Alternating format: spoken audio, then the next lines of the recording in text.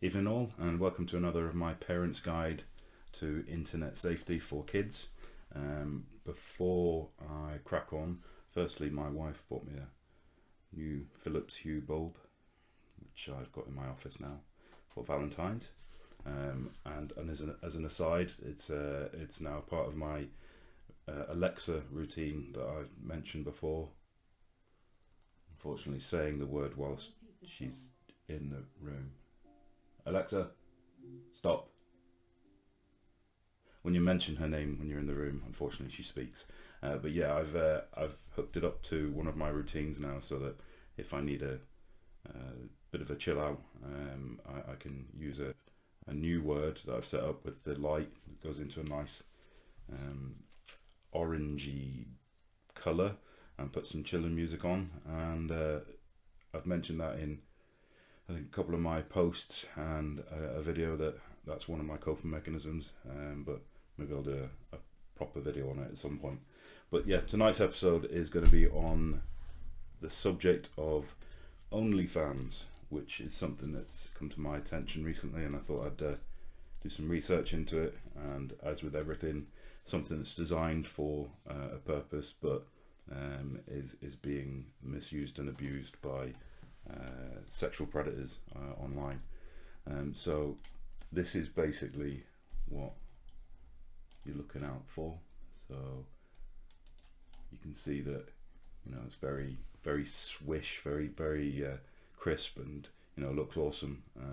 And there's mention of money and stuff on there, so easy to sign into or sign up to with Google and Twitter.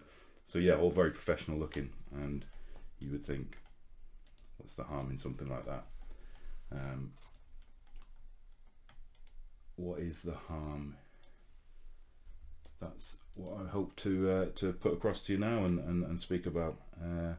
The purpose of what is of OnlyFans. It was designed for very much social media focused people. So you know, lots of personal trainers or you know, influencers, those sort of people, YouTubers, models, content creators, public figures, and it was a way of them to monetize their profession, is the only way of sort of putting it. And it's had a 75% increase in sign-ups since early March. You know, we can obviously put that down to the fact that lockdown is alive and well, and is causing people to search out new and interesting ways of occupying themselves. So it's clearly popular and it's taken off, but you know, concerns have been raised about the fact that it does have a dark side to it, and underage young people are using it as a platform to sexually, or to sell sexually explicit content of themselves for money. That's not to say obviously that all kids are doing that, but it's probably something that is out there and is taking place.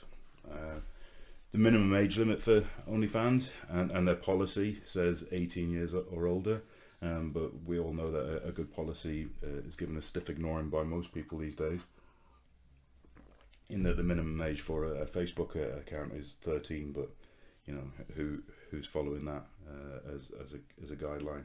And OnlyFans have no reason to go out of their way to care about that too much either, because it's part of their business model, is that more people that use it, the more money that's made.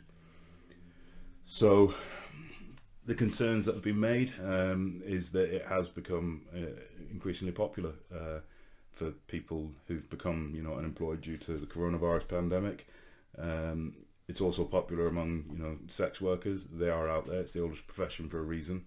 But a recent BBC documentary, Nudes for Sale, investigated the rise of under 18s who are selling explicit content, not just on OnlyFans but Twitter, Snapchat. Basically the documentary found that as many as a third of Twitter users were advertising explicit images with hashtags. I won't give out the hashtags because I'm not here to promote that sort of thing, obviously, but they were under 18, a lot of the people, and according to, there was an analysis that was done using facial recognition technology. That basically said that a lot of the people who were selling those were under 18. So a large number of underage creators, as they're called, use social media to sell nudes in exchange for money and gifts. It's a hard truth, but it's a truth that needs to be understood, especially by parents, and that's my goal, as you all know, is to give you that information, so that you're better equipped to be aware of what's going on, and deal with it. So as part of that documentary, they approached the two main social media platforms, Twitter and Snapchat. Twitter said they have a zero tolerance for any material that features or promotes child sexual exploitation, and they asked for further information on the accounts found in the documentary, so that they could obviously investigate that, which is a positive response. Snapchat told BBC that they strictly prohibit accounts that promote or distribute pornographic content. They don't scan the content of private accounts, but they continually look for ways to find and remove those accounts, including discussions with other platforms like Twitter. So it's a positive that there is discussion taking place among the platforms to try and look for ways to stamp this out. UK law is pretty clear on the matter, and you need to be over the age of 18 to sell or distribute any explicit content. There is no legal requirement for online platforms to monitor explicit content that could have originated from underage users. So that means the creator of the content and the person that buys it would face criminal liability if any action was taken, but there's nothing to prevent to enforce the platform to do it out of the way. There is a white paper ongoing at the minute to hopefully introduce a set of legislation that will tackle that loophole that's there. So what are OnlyFans doing with regards to safety measures? In May of 2019, OnlyFans introduced a new account verification process, so that a creator has to provide a selfie along with their ID in the image to prove their identity. But from research that the BBC and also internetmatters.org have done, excuse me, I'm still getting over my chest infection, so I'm a little bit croaky. So yeah, the research that they've done has shown that underage users have basically used other people's IDs and have created an account without a problem.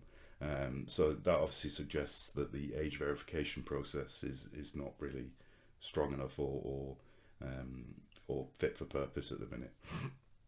But in a statement to the BBC, OnlyFans basically said that they constantly review their systems to ensure that they are as robust as possible.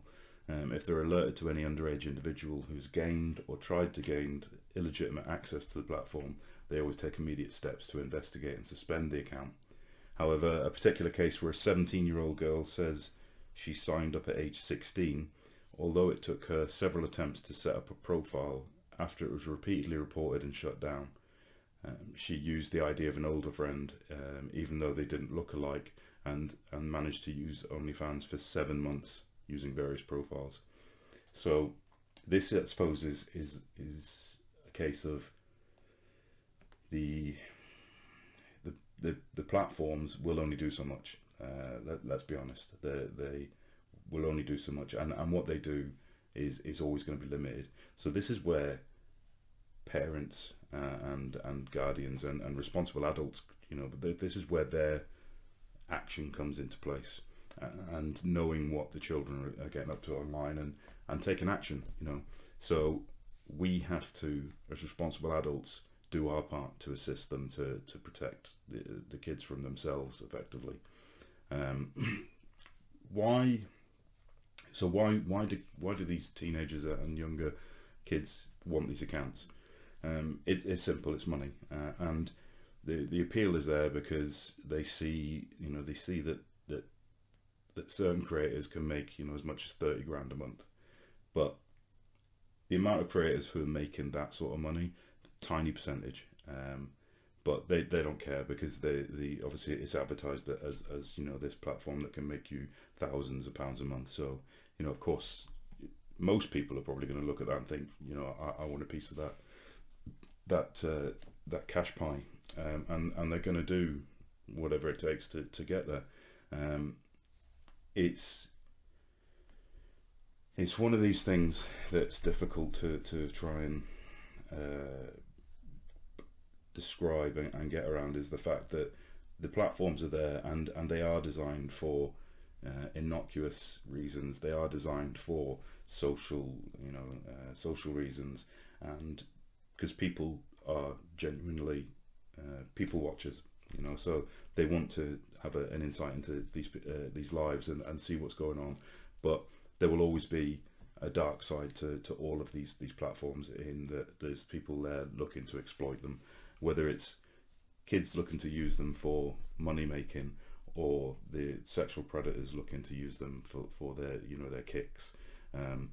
There was a recent report done by internetmatters.org, which you should check out, because they have a lot of great information on there themselves. But they did a report on sexting, and it was called "Look at Me: Teens, Sexting and Risks." And they've revealed that between the ages of 14 and 15, the likelihood of a child sending an explicit image more than doubles. So that in itself is you know, scary, especially if you have kids at that age or around that age.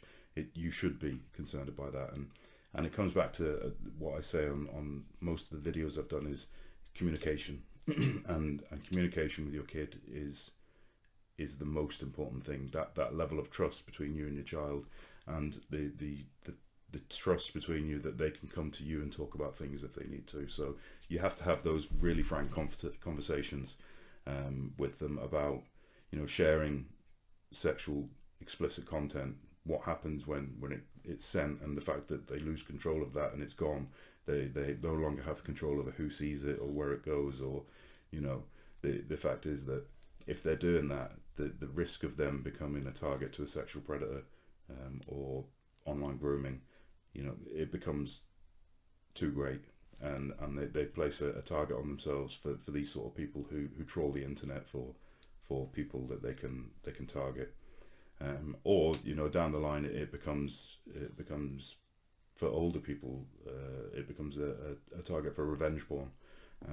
And these are all things that, when you send that picture, you might think, you know, nothing of it, but, you know, a year down the line, when the relationship breaks up and it starts getting sent among your friends and to your co-workers, or, you know, people like that, your family, it's going to have a very different effect on you and your mental health at that point as well. So no matter what age you are, you should be thinking very carefully about the content that you release for very good reasons.